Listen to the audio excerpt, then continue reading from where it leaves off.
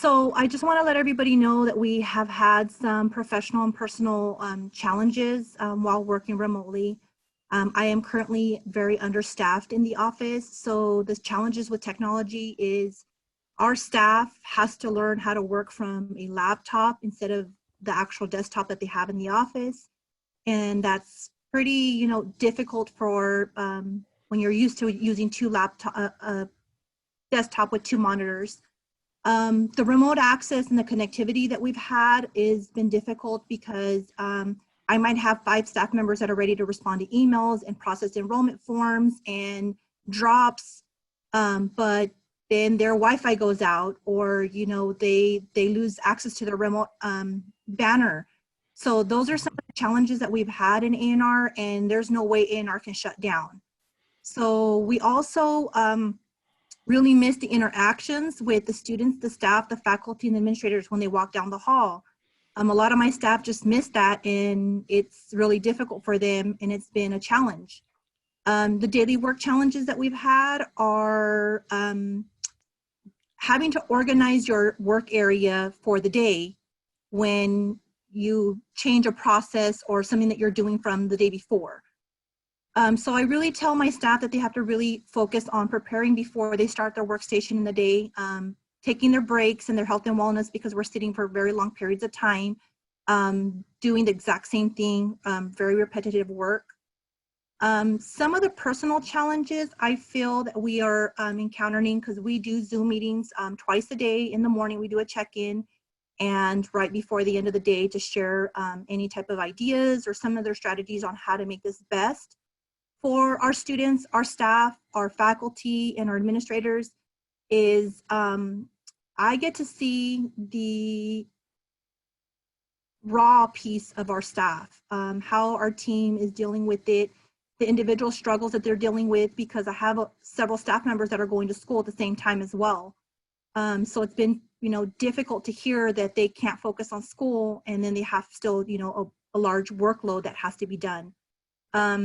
They're having the difficulty to remain focused sometimes during work hours, because we have hundreds of emails that are coming in through our listservs, and it's a challenge for A&R. It's very emotional for them as well, and I think that we need to focus a little bit more on our self-care due to the fact that we're receiving, hundreds of emails in a day through our listserv, between the BC Records listserv and our BC Admissions listserv.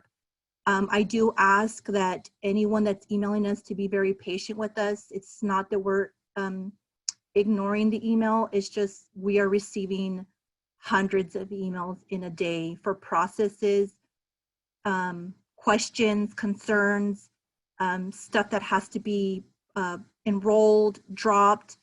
I mean, just enrollment forms, it's every single thing that graduation, transcripts. It's been a very emotional toll on my team, and I'm glad that I'm able to reach out to them one-on-one. So I do FaceTime a lot with my staff, or I Skype and remote in to see them. I like to meet with them. I don't like to just chat on the phone. So I think that it's really important that we talk about the self-care and the routine that we have, and the balance that we have to now start doing working from home. The home life and the work life, it's pretty difficult when it interferes with each other. Next slide, please. I do want to share, I think that this is the perfect example for us. There was this poem, The Rose That Grew from the Concrete. The Rose That Grew from the Concrete is a poem from a rapper, Tupac. It's the challenges that we're facing, right? It's about reaching our goals in life. Our goals are to be successful for our students and help our students be successful for themselves.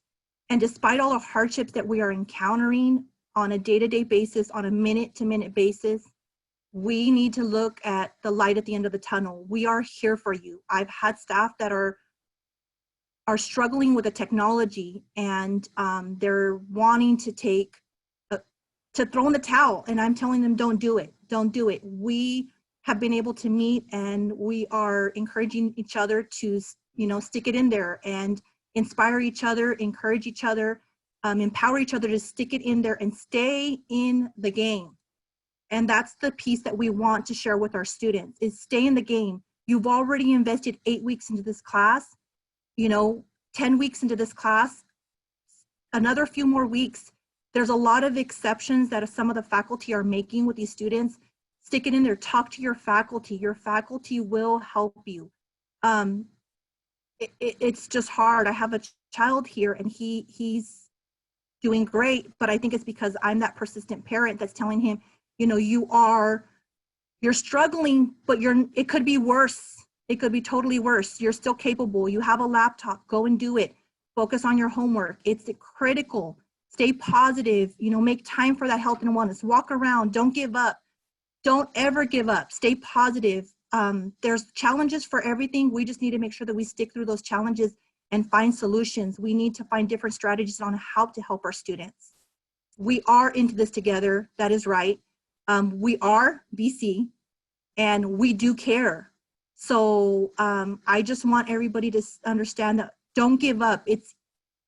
I know that it's hard and that's a hardship for everybody, but I promise you that there's light at the end of the tunnel. You have a few more weeks, stick it in there. Thank you.